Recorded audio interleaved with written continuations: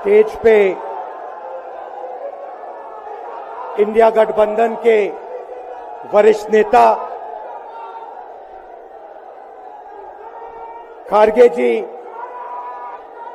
सोनिया जी, शरद पवार जी,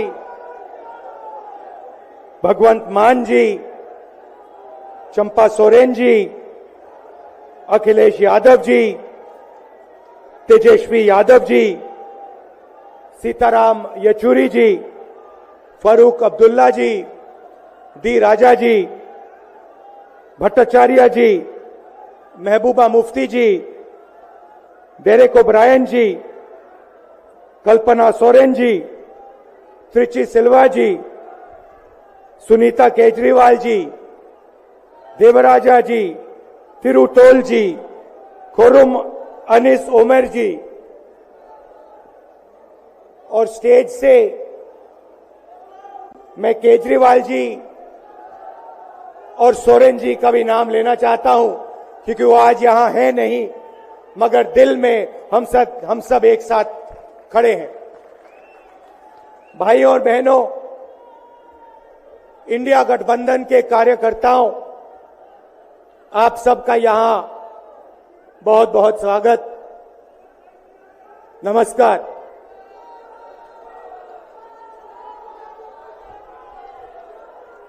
आजकल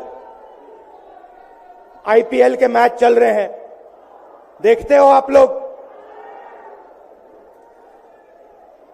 match fixing शब्द सुना है आपने? सुना है? जब बेईमानी से एम्पायर पर दबाव डालकर प्लेयर को खरीदकर कैप्टन को डराकर मैच जीता जाता है। क्रिकेट में उसको मैच फिक्सिंग कहा जाता है। हमारे सामने लोकसभा का चुनाव है। अंपायर किसने चुने? नरेंद्र मोदी ने। हमारी टीम में से मैच शुरू होने से पहले 2 खिलाड़ियों को अरेस्ट करके अंदर कर दिया। तो भाइयों और बहनों, ये जो चुनाव हो रहा है, नरेंद्र मोदी जी इस चुनाव में मैच फिक्सिंग करने की कोशिश कर रहे हैं। ये जो उनका 400 सीट का नारा है, ये बिना ईवीएम के, बिना मैच फिक्सिंग के, बिना सोशल मीडिया और प्रेस पर दबाव डालकर खरीदकर, ये 180 पार नहीं होने जा रहा है। सब मिलाकर आप देखिए, कांग्रेस पार्टी विपक्ष की सबसे बड़ी पार्टी है। हमारे सारे के सारे बैंक अकाउंट बंद कर दिए गए हैं। चुनाव के बीच में देश की सबसे बड़ी ऑपोजिशन की पार्टी के सारे अकाउंट बंद कर दिए। हमें कैंपेन चलाना है, हमें लोगों को प्रदेशों में भेजना है, पोस्टर लगवाने हैं। सारा का सारा जो हमारे रिसोर्सेज हैं, बैंक अकाउंट बंद कर दिए गए हैं। तो ये कैसा चुनाव हो रहा है? नेताओं को धमकाया जाता है, पैसे देकर सरकारों को गिराया जाता है, नेताओं को जेल में डाला जाता है। केजरीवाल जी को, सोरेन जी को ये पूरी की पूरी मैच फिक्सिंग करने की कोशिश की जा रही है। और ये मैच फिक्सिंग सिर्फ नरेंद्र मोदी नहीं कर रहे हैं। ये मैच फिक्सिंग नरेंद्र मोदी और हिंदुस्तान के 3-4 सबसे बड़े अरबपति मिलकर कर रहे हैं। यह सच्चाई है। और यह मैच फिक्सिंग क्यों हो रही है? भाइयों और बहनों, इसका सिर्फ एक लक्ष्य है कि हिंदुस्तान का संविधान, जिसने इस देश के गरीब लोगों को भविष्य दिया, सपने देखने का हक दिया, उस संविधान को हिंदुस्तान के गरीब जनता से के हाथ से छीनने के लिए यह मैच फिक्सिंग की जा रही है। और मैं आपको बताना चाहता हूं कि जिस दिन यह संविधान खत्म हो गया, उस दिन यह हिंदुस्तान नहीं बचेगा। इसको पुलिस से, धमकी से नहीं चलाया जा सकता है। यह जो संविधान है, हिंदुस्तान की जनता की आवाज है, हिंदुस्तान के दिल की धड़कन है। इसको जिस दिन खत्म कर दिया गया, उस दिन यहां पे हिंदुस्तान नहीं बचेगा। अलग अलग स्टेट हो जाएंगे, हिंदुस्तान नहीं बचेगा। यही इनका लक्ष्य है। ये सोचते हैं कि संविधान के बिना धमकाकर, डराकर police, CBI, ED, income tax department के साथ देश चलाया जा सकता है। ये सोचते हैं मीडिया के बिना देश चलाया जा सकता है। आप मीडिया को खरीद सकते हो, आप मीडिया को दबा सकते हो, आप मीडिया के रिपोर्टर्स का मुंह बंद कर सकते हो, मगर आप हिंदुस्तान की आवाज को नहीं दबा सकते हो। इस आवाज को कोई नहीं दबा सकता। दुनिया में कोई ताकत नहीं है जो इस आवाज को दबा सकती है। भाइयों और बहनों, बीजेपी के एमपी ने कहा कि जैसे ही हम चुनाव जीतेंगे, मैच फिक्स करके 400 सीटें जीतेंगे, वैसे ही हम संविधान को बदल देंगे, संविधान को रद्द कर देंगे। ये ऐसे ही नहीं बोला गया।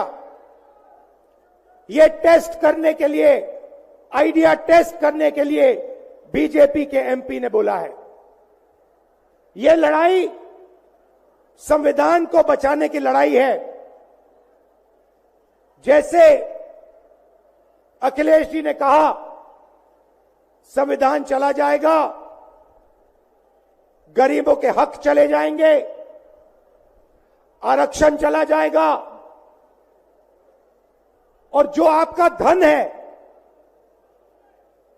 गरीबों का धन है, किसानों का धन है, मजदूरों का धन है, वो 5-6 लोगों के हाथ में चला जाएगा। नोटबंदी की, जीएसटी लागू किया। मुझे बताइए, जीएसटी से, नोटबंदी से किस गरीब व्यक्ति को फायदा हुआ? किस छोटे दुकानदार को फायदा हुआ? किस किसान को फायदा हुआ? किस बेरोजगार युवा को फायदा हुआ? किसी को नहीं। 40 साल से सबसे ज्यादा बेरोजगारी हिंदुस्तान में आज है। 1% लोगों के पास हिंदुस्तान का पूरा धन, 22 लोग हैं। जितना धन उतने उनके हाथ में है, उतना ही धन 70 करोड़ लोगों के हाथ में है। ये संविधान को क्यों मिटाना चाहते हैं? क्योंकि आपका धन जो है आपसे छीनना चाहते हैं। मैंने जाति जनगणना की बात की, किसानों के एमएसपी की बात की, युवाओं को रोजगार देने की बात की। यही देश के सामने सबसे बड़े मुद्दे हैं। मगर एक बात याद रखिए, अगर आप लोगों ने पूरे दम से वोट नहीं दिया तो इनकी मैच फिक्सिंग कामयाब हो जाएगी। यह आप भूलिए मत। और जिस दिन मैच फिक्सिंग कामयाब हो गई, उस दिन आपका संविधान, हमारा संविधान खत्म हो जाएगा। जिस दिन संविधान खत्म हो गया, उस दिन हिंदुस्तान के दिल पर एक बहुत बड़ी चोट लगेगी। तो ये जो चुनाव है, ये चुनाव कोई मामूली चुनाव नहीं है। ये चुनाव हिंदुस्तान को बचाने का, संविधान को बचाने का, और जो गरीबों का हक है, किसानों का हक है, पिछड़े वर्गों का, दलितों का, आदिवासियों का, गरीब जनरल कास्ट के लोगों का हक है, उसको बचाने का हक है, उसको बचाने का चुनाव है। यह बात आप याद रखिए, क्योंकि अगर यह चुनाव जहां मैच फिक्सिंग की जा रही है, वो पूरे देश को दिख रहा है, बीजेपी के लोग कह रहे हैं। कल में से व्यक्ति मिलने आया, मुझे कहता है मैं ट्रेन से आया, मेरे साथ बीजेपी के कार्यकर्ता बैठे थे, उन्होंने कहा कि कुछ ना कुछ गड़बड़ है। यह सच्चाई है। इलेक्शन कमीशन के लोगों को नरेंद्र मोदी जी ने बैठाया, दो नेताओं को, दो चीफ मिनिस्टरों को जेल में डाला। चुनाव से कुछ ही महीने पहले अगर डालना था तो 6 महीने बाद डाल देते, 6 महीने पहले डाल देते। नहीं, चुनाव से 2-3 महीने पहले 2 चीफ मिनिस्टर को डालना था। आपने हमारे बैंक अकाउंट बंद किए। बैंक अकाउंट बंद करने थे, 6 महीने पहले करते, 1 साल पहले करते, 6 महीने बाद करते, कोई फर्क नहीं पड़ता। आप चाहते हो कि विपक्ष चुनाव ना लड़ पाए, और इसीलिए आपने कांग्रेस पार्टी के बैंक अकाउंट रद्द किए, आपने इलेक्शन कमीशन में अपने लोग बैठाए, आप जुडिशरी पे दबाव डाल रहे हो, क्योंकि आप चाहते हो कि मैच फिक्स हो, संविधान रद्द किया जाए और आप सत्ता में रहो। मगर भाइयों और बहनों, मैं सच बोलता हूं, और मेरी बात आप अच्छी तरह सुन लो। अगर हिंदुस्तान में मैच फिक्सिंग का चुनाव बीजेपी जीते और उसके बाद संविधान को उन्होंने बदला, तो इस पूरे देश में आग लगने जा रही है। जो मैंने कहा, याद रखो, यह देश नहीं बचेगा। ये चुनाव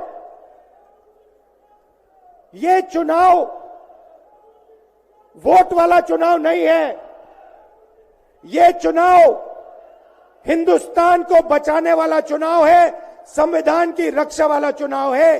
धन्यवाद। जय हिंद।